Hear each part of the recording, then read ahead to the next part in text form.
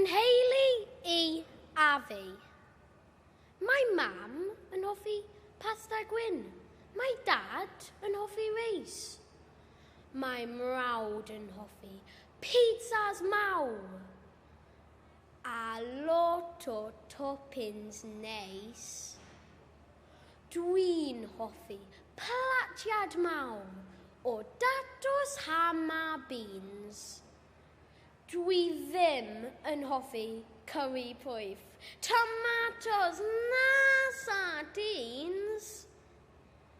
Mae taid yn hoffi dansio wyll mewn disgo yn y dre.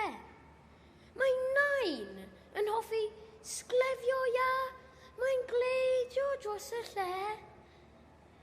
Dwi'n hoffi radio beic a chwarae fy nhrôm bôn. Mae sŵn yn cario dros o wlad o Benfro draw I Fôn.